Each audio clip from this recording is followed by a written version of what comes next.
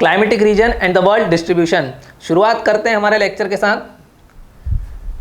ये लेक्चर आप लोगों को प्री और मेंस में बहुत काम आने वाला है और आप मेंस और प्री दोनों में एक एक क्वेश्चन इससे एक्सपेक्ट कर सकते हैं 100%। ठीक है, तो शुरुआत करते हैं क्लाइमेट से। क्लाइमेट में हम लोगों ने बेसिक्स में जब पढ़ चुके थे कि भाई एलिमेंट्स क्या होते हैं क्लाइमेट के, प्रेशर सिस्टम क्या होता है, विंड सिस्टम क्या होता है, टेम्परेचर कैसे डिपेंड करता है क्लाइमेट पे, प्रिसिपिटेशन कैसे किसी प्लेस के क्लाइमेट को इफेक्ट करता है। और फिर इन्हीं सब चीज़ों से हमें उसके कुछ कॉन्सिक्वेंसेज मिलते हैं in the form of vegetation, soil type.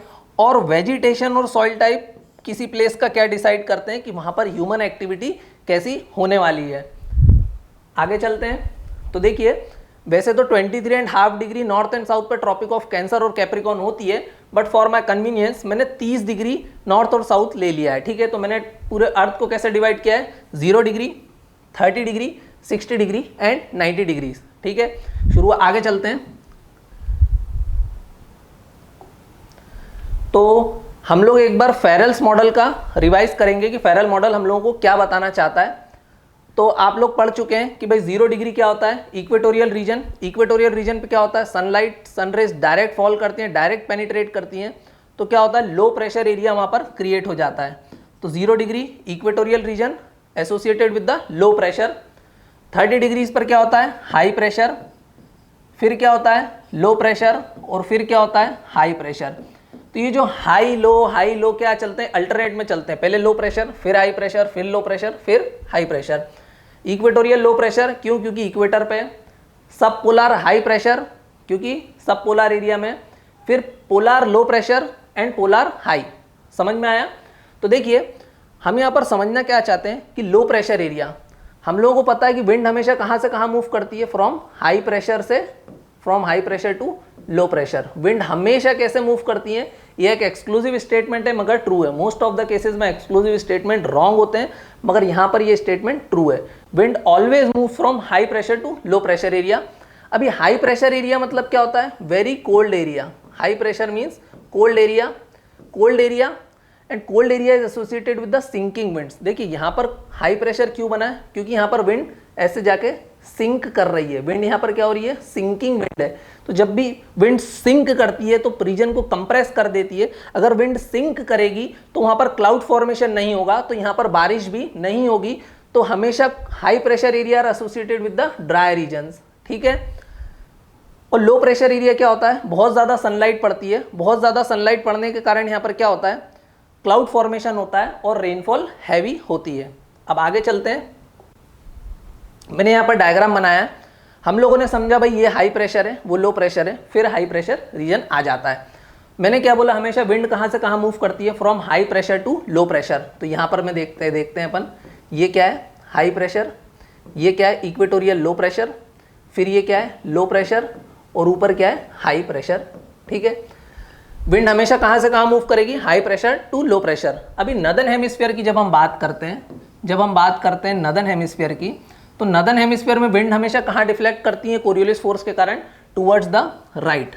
Northern hemisphere में विंड कहाँ डिफ्लेक्ट करती है, टुवर्ड्स द राइट। ठीक है, और सदर्न हेमिस्फीयर में विंड हमेशा कहाँ डिफ्लेक्ट करती है, टुवर्ड्स द लेफ्ट। बस यही हमारे सिंपल कंसेप्ट को यूज करते हुए पूरे डायग्राम को ड्रॉ करते हैं। विंड कहाँ से कहाँ जाती है, हमेशा हाई प्रेशर से low pressure. 30 degree high pressure है तो यहाँ से लो प्रेशर की तरफ जाएगी विंड। अभी राइट में डिफ्लेक्ट करेगी in the northern hemisphere. 0 degree के ऊपर नदर्न, 0 डिग्री के नीचे सदर्न। तो ड्रॉ करता हूँ मैं, विंड कहाँ डिफ्लेक्ट करेगी, टुवर्ड्स द राइट। अभी राइट कहाँ पर, मूवमेंट के डायरेक्शन में। अगर ये पॉइंट डायरेक्शन ऑफ विंड बता रहा है तो टुवर्ड्स राइट। ठीक है, towards the right, in the direction of wind. अगर मैं यहाँ से लेता हूँ टुवर्ड्स द राइट, इसका राइट क्या होगा, ये होगा, इसका राइट क्या होगा, ये होगा, टुवर्ड्स द राइट। ऐसा चला। फिर यहाँ से हाई प्रेशर है और यहाँ पर लो प्रेशर है, तो विंड यहाँ से यहाँ भी जाएगी, towards the right, in the direction of movement of wind, towards the right. कैसे, विंड ऊपर जा रही थी, टुवर्ड्स राइट। अभी ये लो प्रेशर है तो यहाँ से तो विंड वहाँ जाएगी नहीं, तो हाई प्रेशर से लो प्रेशर पे आएगी, टुवर्ड्स द राइट। देखिए नदर्न हेमिस्फीयर में जो भी हो रहा है उसका जस्ट मिरर अपोजिट कहाँ पर होता है, सदर्न हेमिस्फीयर में। मतलब जैसा फिनोमिना नदर्न हेमिस्फीयर में हो रहा है वैसा का वैसा फिनोमिना कहाँ हो रहा है, सदर्न हेमिस्फीयर में, टुवर्ड्स द राइट और टुवर्ड्स द लेफ्ट आपको ध्यान रखना है। तो मैं सदर्न हेमिस्फीयर को पूरा ड्रॉ नहीं करता हूं, क्यों? क्योंकि जो चीजें नॉर्दर्न हेमिस्फीयर में होती है उसका मिरर अपोजिट कहां पर होता है?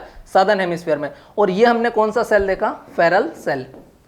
देखिए 3 सेल थे, Hadley, Hadley and Ferrel. Ferrel सबसे ज्यादा अपडेटेड था, क्यों? क्योंकि उसने हेली और हेडली पर इंप्रूवमेंट किया था। आगे चलते हैं। मैंने यहाँ पर इस सेल को प्रॉपर ड्रॉ कर दिया है, फेरल सेल को। देख सकते हैं आप विंड कैसे मूव करती हैं। इनको ट्रेड विंड्स बोलते हैं क्योंकि ट्रेड में हेल्प करती थी। इक्वेटोरियल लो प्रेशर बेल्ट जिसको डोल्ड्रम भी बोलते हैं, सब tropical high pressure belt, horse latitude भी बोलते हैं, क्यों? क्योंकि यहाँ पर जहाज वगैरह आप लोगों ने पढ़ा था, फंस जाते थे तो उनको घोड़ों को फेंकना पड़ता था। फिर प्रिवेलिंग वेस्टर्लीज, पोलर ईस्टर्लीज। अब आप बोलेंगे सर ये नाम कैसे देते हैं ईस्टर्लीज और वेस्टर्लीज? कोई भी window, land breeze, sea breeze, easterly, westerly, jet stream, कोई भी विंडो, विंड का नाम देते हैं जहां से वो ओरिजिनेट होती है। ये विंड को मैं क्या बोल रहा हूँ? नॉर्थ ईस्ट ट्रेड विंड, या फिर इसको मैं क्या बोलता हूँ? ईस्टर्लीज। ईस्टर्लीज क्यों? क्योंकि देखिए ये कौन सा एरिया होगा? ईस्ट, और ये क्या होगा? वेस्ट। अब ये विंड आपको कहाँ से दिख रही है? ईस्ट से वेस्ट जाती हुई दिख रही है। मैंने क्या बोला? विंड का नाम कैसे देते हैं? जहां से वो ओरिजिनेट होती है। विंड ईस्ट से ओरिजिनेट होकर वेस्ट जा रही है तो क्या बोलेंगे? ईस्टर्लीज। अगर विंड मान लीजिए लैंड से सी की तरफ जा रही है तो क्या बोलेंगे? Land breeze. तो ऐसे हमने नाम दिया। इसको वेस्टर्लीज क्यों? क्योंकि ये वेस्ट से ईस्ट जा रही है, इसीलिए इसको बोलते हैं वेस्टर्लीज। तो फटाक से एक बार डायग्राम को हम रिवाइज करते हैं। प्रेशर बेल्ट कैसे? Wind always move from high pressure to low pressure area. High pressure is associated with the cold winds. Cold winds, high pressure पे क्या होता है? विंड सिंक करती है। ये डायग्राम हम लोगों ने देखा था, ऐसे यहाँ पर आके विंड सिंक करती है। और जब भी विंड सिंक करेगी, विंड जब भी सिंक करेगी तो क्लाउड फॉर्मेशन नहीं होगा, क्योंकि एयर राइज नहीं कर पाएगी। तो वहाँ पर क्या होगा? मेनली ड्राई एरिया होगा। और लो प्रेशर में क्या होगा? सनलाइट ज़्यादा पड़ेगी, क्लाउड फॉर्मेशन होगा, और वहाँ पर क्या होगा? रेनफॉल होगी। ठीक है। प्रेशर बेल्ट हमेशा अल्टरनेट चलते हैं। ये लो है तो फिर हाई, फिर लो, फिर हाई। Simple basic concept. अभी जो यहाँ पर मैं नया लेकर आया हूँ, अब वो लेक्चर शुरुआत होता है कि देखिए मैंने लिखा है whenever the winds are on shore they brings rain.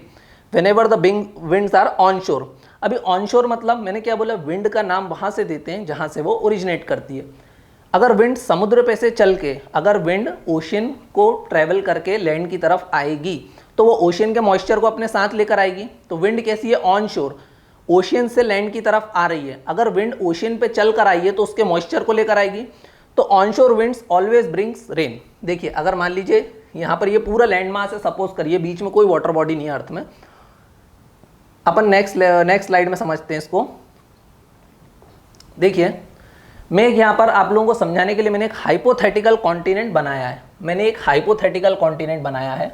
अभी जो मेरा हाइपोथेटिकल कॉन्टिनेंट है वो more towards the northern hemisphere है, क्योंकि देखिए आप लोगों को पता है कि नॉर्दर्न हेमिस्फीयर में ज़्यादा लैंड मास है compare to the southern hemisphere. तो मैं जो मेरा ये लैंड मास है, ये पूरा लैंड मास है, इसके बीच में कोई वाटर बॉडी नहीं है। क्योंकि ये हाइपोथेटिकल लैंड मास है। ठीक है। तो मैं मान लीजिए 0 डिग्री मेरा यहाँ पर बनाता हूँ। ये हो गया मेरा 0 डिग्री।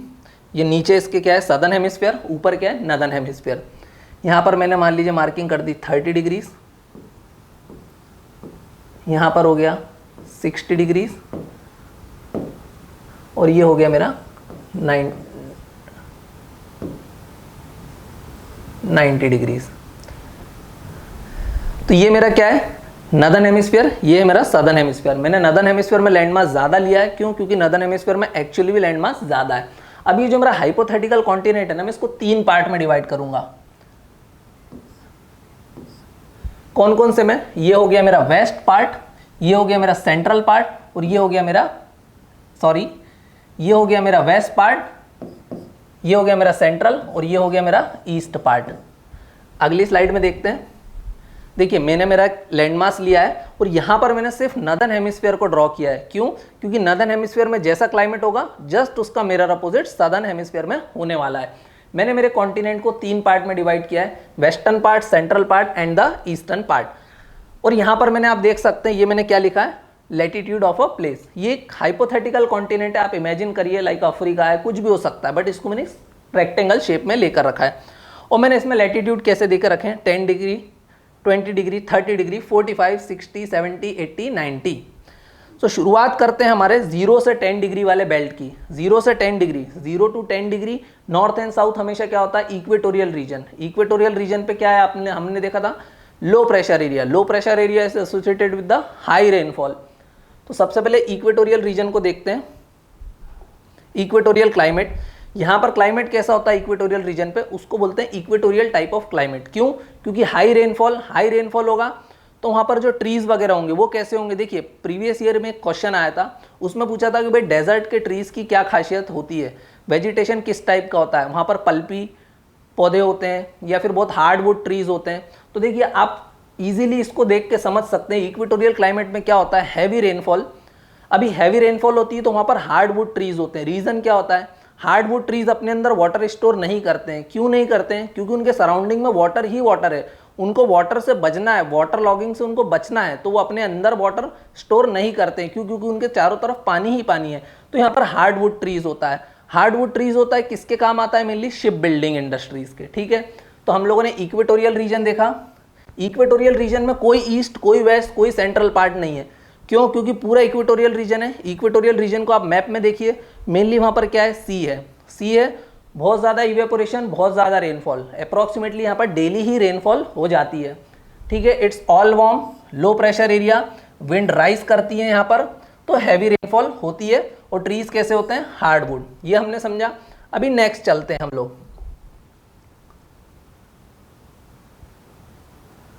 अभी जो नेक्स्ट है हमारा वो है ट्रॉपिकल मॉनसून। अभी देखिए मैंने बोला था आप लोगों को, whenever the winds are on shore they brings rain. हम लोगों ने फेरल सेल में देखा था कि भाई 30 डिग्रीज तक क्या होता है, ईस्टर्लीज चलती हैं। मतलब यहाँ पर क्या है, ईस्टर्लीज, ईस्टर्लीज आ रही हैं, ईस्टर्लीज आ रही हैं। ये लैंडमास से दोनों तरफ ओशियन है, इसके इधर भी ओशियन उधर भी ओशियन।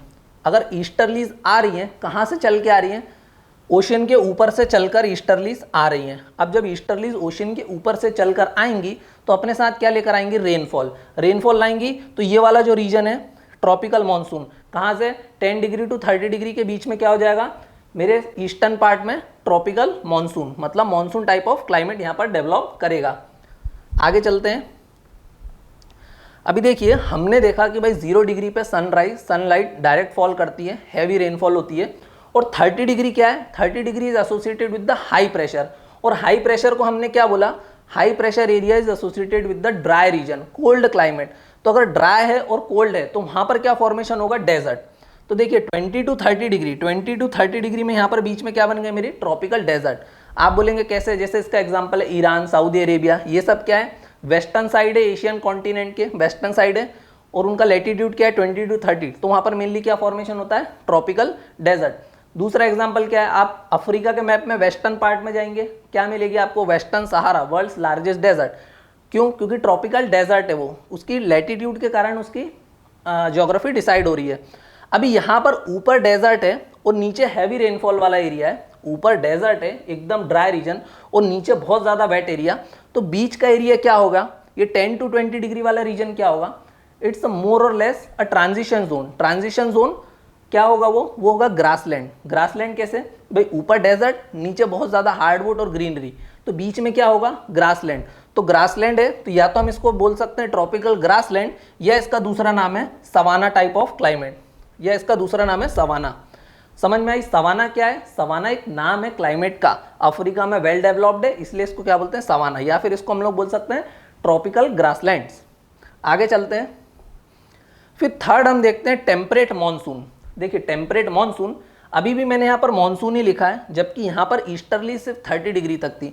लेकिन आपको पता होगा कि समर सीजन में क्या होता है, समर सीजन में क्या होता है, प्रेशर बेल्ट शिफ्ट करता है। भाई प्रेशर बेल्ट देखिए, जैसे मेरे ये वाला फिंगर देखिए, ईस्टर्लीज यहाँ आ रही थी, समर में क्या हुआ, प्रेशर बेल्ट नॉर्थवर्ड शिफ्ट हो गया ये। तो अभी टेम्परेट मॉनसून में भी क्या आ रही है, ईस्टर्लीज, तो यहाँ पर भी ईस्टर्लीज थोड़ी बहुत आएंगी। तो ये रीजन को भी मैं क्या बोलूँगा, टेम्परेट मॉनसून। मॉनसून का मतलब ही होता है, आपको पता है मौसम से डिराइव होता है और उसका मीनिंग क्या होता है, तो ये हो गया है टेम्परेट मॉनसून। अभी चलते हैं अगले पार्ट में, हमारे इस साइड में आया मैं, वेस्टर्न पार्ट ऑफ कॉन्टिनेंट, इसको मैंने क्या लिखा है, मेडिटेरेनियन टाइप ऑफ क्लाइमेट। देखिए क्या यहाँ पर ऑनशोर विंड आ रही है क्या समर सीजन में, समर सीजन में तो भाई यहाँ पर ऑनशोर है विंड, वहाँ पर विंड कैसी है, ऑफशोर है। क्यों? क्योंकि विंड यहाँ पर ट्रेवल कर चुकी होंगी, तो यहाँ पे कोई विंड है ही नहीं, तो यहाँ पर तो विंड कैसी है, ऑफशोर। अगर ऑफशोर विंड्स रहेंगी तो क्या होगा, ऑफशोर विंड्स रहेंगी तो क्या होगा, dry area, dry area in summer season. तो देखिए मेडिटेरेनियन टाइप ऑफ क्लाइमेट कहाँ से कहाँ है, 30 to 45 degree north and south दोनों, अभी अपन नॉर्थ देख रहे हैं, साउथ में भी मिरर अपोजिट होगा।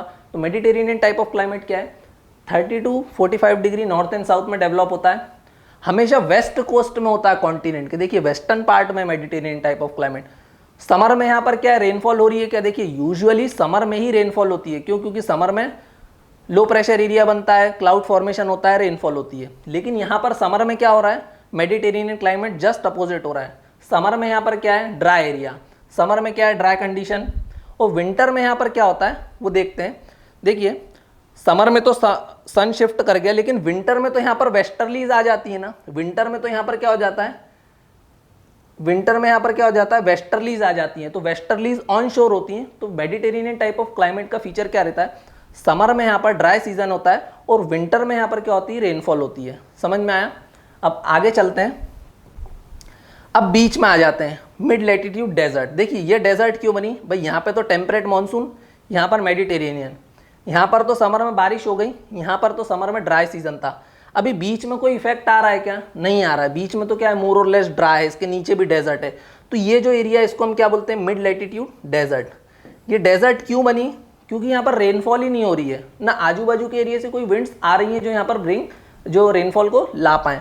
इसका एग्जाम्पल क्या है, लाइक द गोबी डेजर्ट। कहाँ पर है, मंगोलिया वगैरह में। मंगोलिया क्यों है, central Asian countries. Central Asian में क्यों डेजर्ट है, क्योंकि वहाँ पर एक तो लैंडवर्ड कंट्रीज है। आप देखिए ये जो मेरा लैंड मास है, लैंड के बीचों बीच है, कॉन्टिनेंटालिटी इफेक्ट। यहाँ पर कोई समुद्र से ऐसी मॉइस्चर कैरिंग विंड्स नहीं आ रही जो यहाँ पर रेन वगैरह करवा पाए। तो ये क्या है, मेरा मिड लैटिट्यूड डेजर्ट। आगे चलते हैं,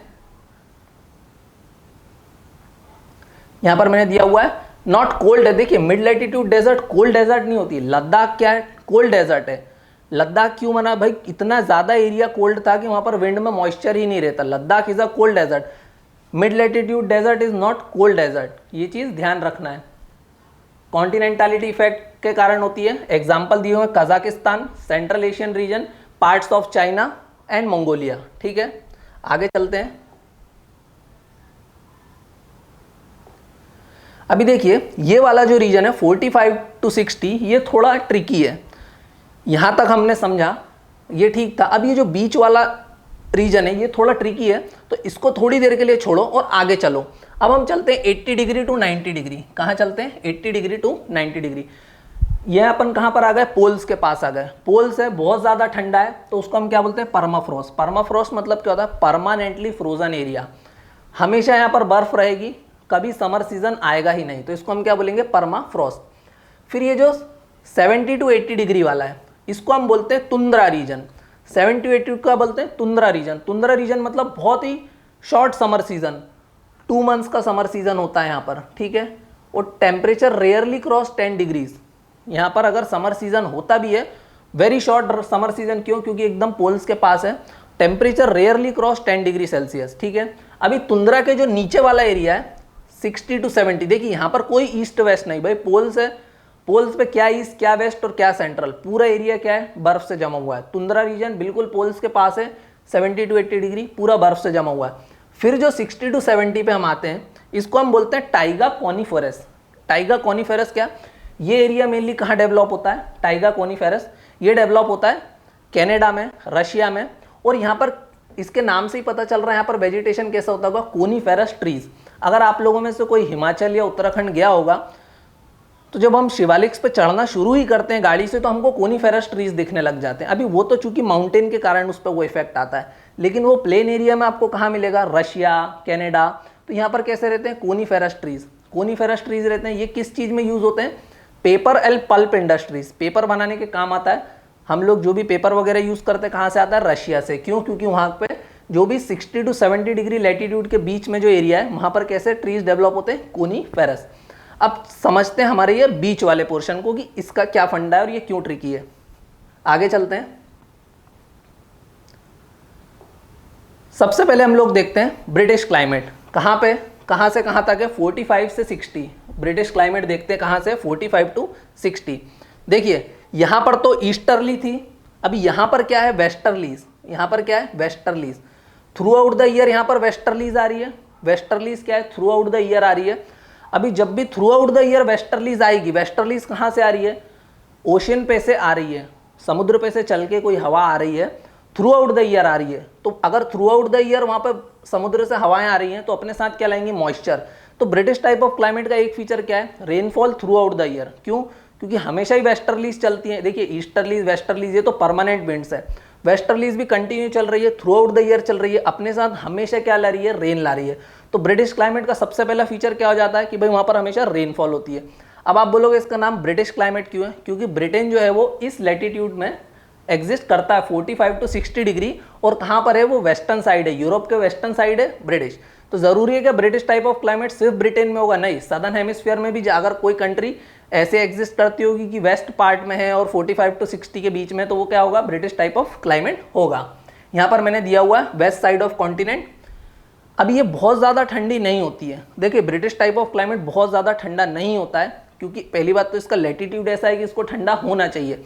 मगर आपको पता है कि यहाँ पर एक वार्म करंट चलती है, वार्म करंट के कारण यहाँ का जो क्लाइमेट जितना ठंडा होना चाहिए उतना ठंडा नहीं होता है। वार्म करंट के कारण क्लाइमेट उतना ठंडा नहीं होता है। लेकिन यहाँ का जो क्लाइमेट रहता है बहुत ही अनरिलायबल रहता है, ऑल ऑफ सडन कभी भी रेनफॉल होने लग जाती है, समझ में आ रही है। तो यहाँ का क्लाइमेट जो है बहुत अनरिलायबल रहता है, rainfall throughout the year रहती है और परमानेंट वेस्टर्लीज यहाँ पर आती है। और मेडिटेरेनियन में हमने क्या देखा था, विंटर सीजन में वेस्टर्लीज आती हैं, जिसके कारण मेडिटेरेनियन में विंटर में रेन हो रही थी। अभी ब्रिटिश समझा, अब आगे चलते हैं।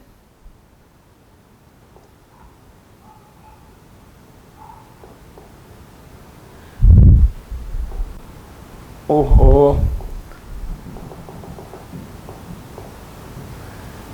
विंटर के बाद हम लोग देखते हैं, ब्रिटिश देख लिया, ब्रिटिश के बाद हम लोग देखते हैं लॉरेंशियन टाइप ऑफ क्लाइमेट। देखिए ब्रिटिश में क्या होता है, यहाँ पर वेस्टर्लीज आ रही हैं थ्रू आउट द ईयर।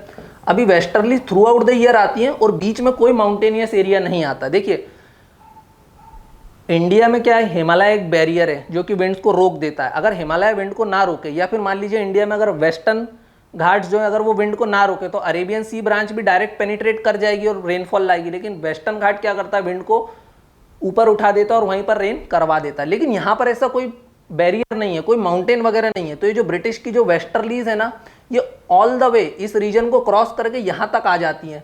तो लॉरेंशियन टाइप ऑफ क्लाइमेट में भी क्या होता है, rainfall throughout the year होती है। लेकिन ये ब्रिटिश से कैसे डिफर करता है, देखिए ब्रिटिश में हमने क्या देखा, यहाँ पर क्या है, वार्म करंट है, तो यहाँ पर क्लाइमेट उतना ठंडा नहीं होता। लेकिन यहाँ पर कोई वार्म करंट नहीं है, यहाँ पर कैसी करंट है, कोल्ड करंट है। कोल्ड करंट है तो यहाँ पर क्लाइमेट कैसा हो जाता है, काफ़ी ठंडा हो जाता है। लेकिन लॉरेंशियन में भी rainfall throughout the year होती है। लॉरेंशियन कहाँ है, कोई पूछेगा भाई टाइगा के नीचे है, टेम्परेट मानसून के ऊपर है, between 45 to 60 degree on the eastern side of continent. अभी लॉरेंशियन और ब्रिटिश के बीच में क्या है, टेम्परेट ग्रासलैंड। टेम्परेट ग्रासलैंड क्यों भाई, यहाँ पर तो through out the year rain हो रही है और यहाँ पर भी through out the year rain हो रही है। तो बीच का जो रीजन है, यहाँ पर भी वेट, यहाँ पर भी वेट, तो यहाँ पर डेजर्ट तो नहीं बन सकती ना। तो जो ट्रांजिशन जोन है वो हमेशा क्या बनता है, ग्रासलैंड। जैसे कि हमने सवाना में देखा था, सवाना क्या है, ट्रॉपिकल ग्रासलैंड। क्यों, क्योंकि ऊपर डेजर्ट, नीचे हैवी रेनफॉल वाला एरिया, तो बीच में ट्रांजिशन जोन क्या बन गई, सवाना टाइप ऑफ क्लाइमेट। समझ में आई टेम्परेट ग्रासलैंड क्या होते हैं। तो अब हम एक बार इस डायग्राम को फटाक से रिवाइज करते हैं कि हम लोगों ने अभी तक इसमें क्या क्या देखा। हम लोगों ने शुरुआत करी इक्वेटोरियल टाइप ऑफ क्लाइमेट से। इक्वेटोरियल टाइप ऑफ क्लाइमेट की पोजीशन क्या है, 0 to 10 degree north and south. Equatorial type of climate में क्या होता है, rainfall throughout the year, heavy rainfall होती है, हार्डवुड ट्रीज होते हैं, लो प्रेशर एरिया है। फिर उसके बाद हम लोगों ने देखा ट्रॉपिकल मानसून। ट्रॉपिकल मानसून क्यों, क्योंकि यहाँ पर विंड ईस्टर्लीज हैं, ईस्टर्लीज हैं। Easterlies winds are on shore winds, और ऑन शोर विंड क्या होती है, अपने साथ रेनफॉल लेकर के आती हैं। तो ट्रॉपिकल मानसून में क्या होता है, रेन होता है। फिर 30 डिग्रीज पर हम लोगों को पता था हाई प्रेशर बेल्ट बनता है। ये डायग्राम में भी आप लोग देख सकते हैं, हाई प्रेशर बेल्ट है ये 30 डिग्रीज वाला। High pressure is associated with the dry region. तो यहाँ पर डेजर्ट बनती है और यहाँ पर वेट एरिया है। तो बीच वाला ये जो एरिया है ये क्या हो जाएगा, एक प्रकार का ट्रांजिशन जोन। तो इसको हम क्या बोलेंगे, ग्रासलैंड। कौन सा, ट्रॉपिकल ग्रासलैंड या फिर सवाना, या फिर सवाना। फिर आगे चलते हैं, फिर देखते हैं टेम्परेट मानसून। टेम्परेट मानसून हमने देखा ये भाई यहाँ पर तो ईस्टर्लीज नहीं है, बट चूंकि समर में सन की पोजीशन शिफ्ट हो जाती है तो जिसके कारण ईस्टर्ली थोड़ी बहुत यहाँ पर भी आ जाती हैं। तो यहाँ पर 30 to 45 डिग्रीज पर ईस्ट पार्ट में क्या बन गया, temperate monsoon type of climate. फिर आगे चलते हैं, फिर हमने देखा मेडिटेरेनियन कि भाई यहाँ पर तो क्या है, समर में तो क्या हो जाएगा भाई, ऑनशोर विंड्स यहाँ पर है तो यहाँ पर विंड कैसी हो जाएंगी, ऑफ शोर। तो समर में जब भी विंड्स ऑफ शोर रहती हैं तो अपने साथ क्या लाती हैं, ड्राई कंडीशन। तो यहाँ पर मेडिटेरेनियन में क्या हो जाता है, समर में क्या होता है, ड्राई सीजन। मेडिटेरेनियन में क्या होता है, समर में क्या हो जाता है, ड्राई सीजन। लेकिन विंटर में यहाँ पर क्या आ जाती हैं, वेस्टर्लीज। विंटर सीजन में यहाँ पर क्या आ जाती हैं, वेस्टर्लीज। वेस्टर्लीज ऑन शोर रहती हैं तो अपने साथ क्या लेकर आती हैं, विंटर में रेनफॉल। विंटर में रेनफॉल। तो कोई अगर मेडिटेरेनियन टाइप ऑफ क्लाइमेट आपसे पूछता है तो क्या होता है मेडिटेरेनियन, कि भाई वहाँ पर समर में क्या होता है, ड्राई सीजन, और विंटर में होती है रेन। और यहाँ पर किस टाइप के फ्रूट्स वगैरह, हॉर्टिकल्चर बहुत होता है, खास करके ऑरेंजेस, ऑरेंज वगैरह या विटामिन सी रिच जो भी फ्रूट्स होते हैं वो यहाँ पर बहुत अच्छे होते हैं।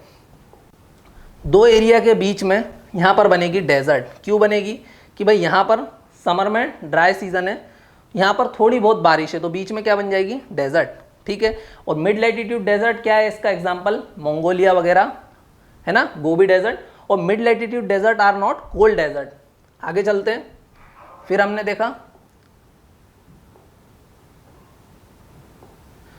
देखा 80 to 90 डिग्री वाला, क्योंकि ये एरिया हमने बोला भाई थोड़ा ट्रिकी है, इसको थोड़ी देर के लिए छोड़ते हैं। 80 to 90 डिग्री गए, हम कहाँ गए, इसमें भी कोई वेस्ट, कोई सेंट्रल, कोई ईस्ट नहीं, लाइक द इक्वेटोरियल रीजन। क्यों, क्योंकि बहुत ज़्यादा ठंडा एरिया है, पूरा एरिया बहुत ज़्यादा ठंडा है, तो हमने उसको क्या बोला, permafrost. Permafrost means permanently frozen. 2017 में प्रीलिम्स में क्वेश्चन था।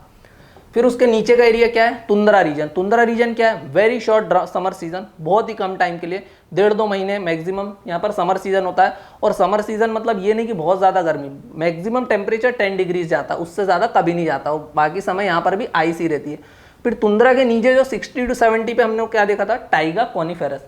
टाइगा फॉरेस्ट क्या रहते हैं, कॉनिफेरस ट्रीज होते हैं। किसके काम आते हैं, पेपर वगैरह के इंडस्ट्री, पेपर बनाने के काम आते हैं। एरिया कहाँ पर वेल डेवलप्ड है, रशिया और कनाडा में। फिर हमने नेक्स्ट देखा ब्रिटिश क्लाइमेट। यहाँ पर क्या देखा भाई, इस जगह तो आप लोगों को पता है वेस्टर्ली विंड चलती है, वेस्टर्ली विंड चलती है। यहाँ पर आप लोगों को दिख रहा होगा, ये देखिए वेस्टर्ली विंड चलती है। ठीक है।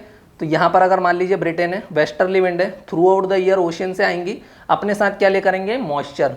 तो यहाँ पर क्या, rainfall throughout the year. बीच में कोई बैरियर नहीं है, तो वो जो विंड्स आ रही है वो यहाँ पर भी आ जाएंगी। कहाँ पर, लॉरेंशियन टाइप ऑफ क्लाइमेट में। और लॉरेंशियन टाइप ऑफ क्लाइमेट में भी क्या होगी, rainfall throughout the year.